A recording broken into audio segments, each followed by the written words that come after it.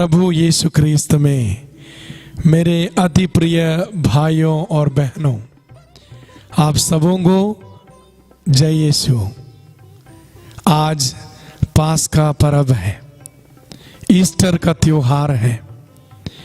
Easter खुशी, शांति और प्रेम का त्योहार है। ईस्टर के दिवस प्रभु यीशु ख्रीस्त जो मुर्दों में से जी उठे हैं, आपको, आपके परिवार को और आपके सभी प्रियजनों को खुशी और शांति प्रदान करें। प्रिय भाई और बहनों, आज के परिस्थिति में, आज के माहौल में शांति और आनंद की कामना करना कम से कम किसी न किसी लोगों के लिए थोड़ा उचित नहीं लगेगा, क्योंकि कुछ लोग एक सवाल खड़ा करते हैं, आपका परमेश्वर कहां है? इस कठिन परिस्थिति में, इस कोरोना महामारी के संक्रमण के समय में, जब हजारों लोग इस दुनिया से चल बसते हैं, आपका परमेश्वर कहां है? उस परमेश्वर की करुणा और उस परमेश्वर की दया और उस परमेश्वर का प्रेम कहां है? प्रिय भाई और बहनों, जिंदगी के रहस्यों को हम पूर्ण रूप से नहीं समझ पाते हैं, लेकिन एक चीज हम बता सकते हैं कि हम सभी पिता परमेश्वर के हाथों में सुरक्षित हैं। जो उन पर आसरा रखता है, जो उन पर भरोसा रखता है, ऐसे लोगों को कभी निराश होने नहीं पड़ेगा।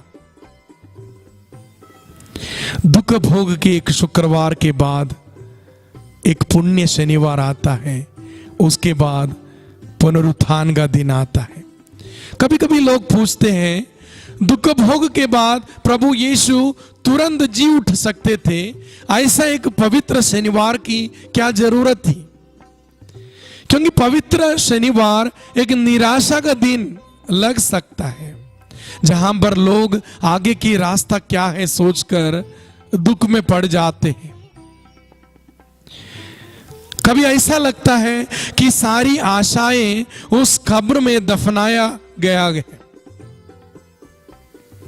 लेकिन प्रिय भाई और बहनों, जो लोग परमेश्वर के हाथों में अपने आप को समर्पित करते हैं, ऐसे लोगों के लिए पवित्र शनिवार एक भरोसा और आसरा का दिवस है।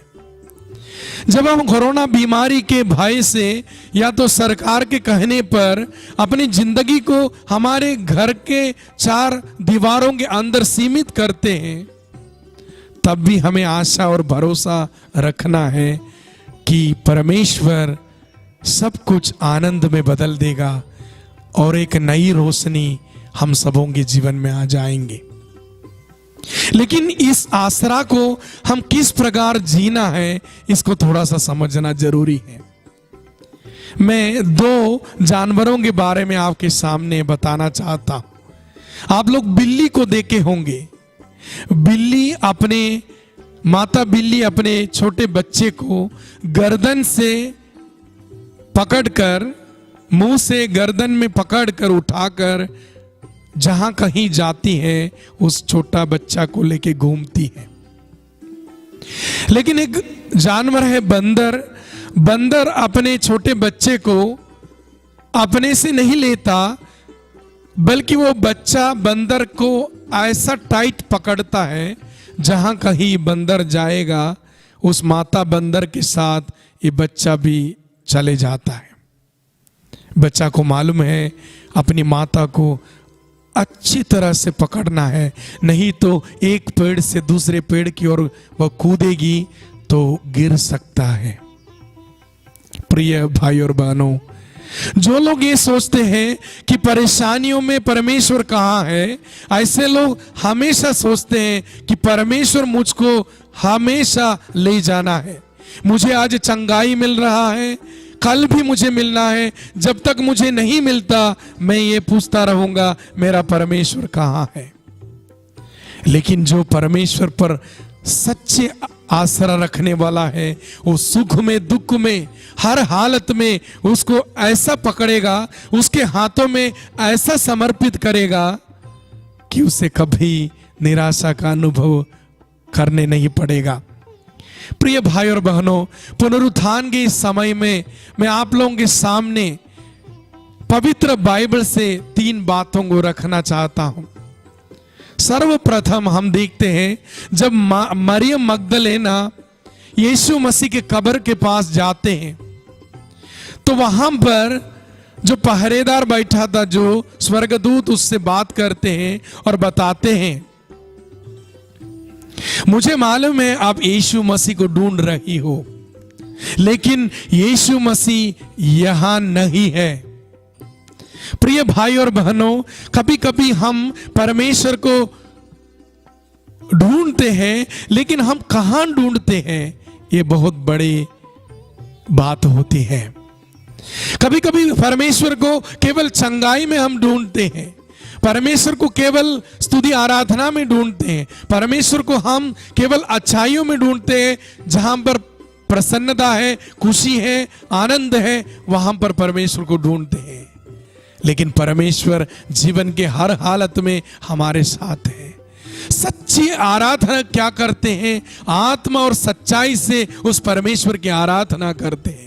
परमेश्वर को सच्ची आत्मा से और सच्चाई से आराधना करने वालों को परमेश्वर हमेशा मिल जाता है। जिस यीशु को तुम ढूंढ रहे हो वो यहां नहीं है।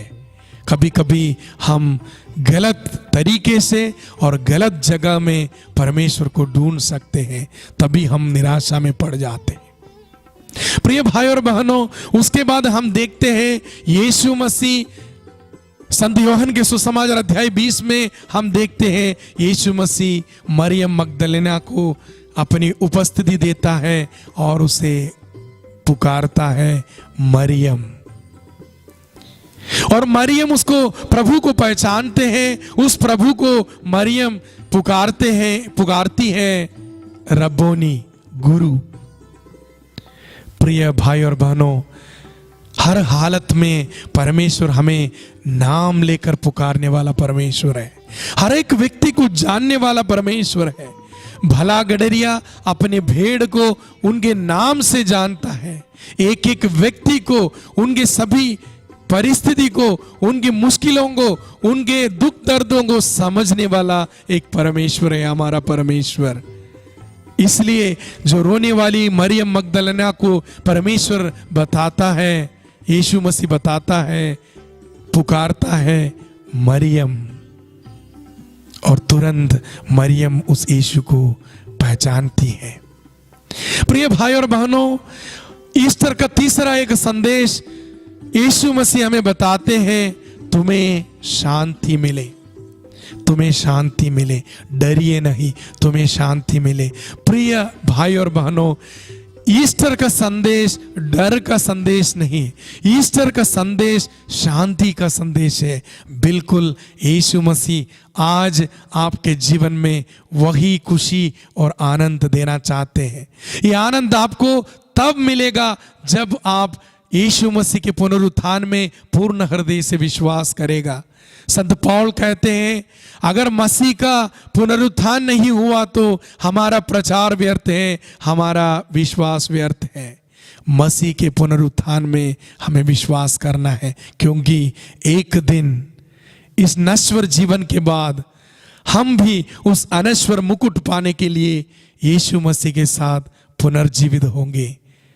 प्रभु यीशु मसीह की शांति आपको भरपूर मात्रा में मिले। जय यीशु।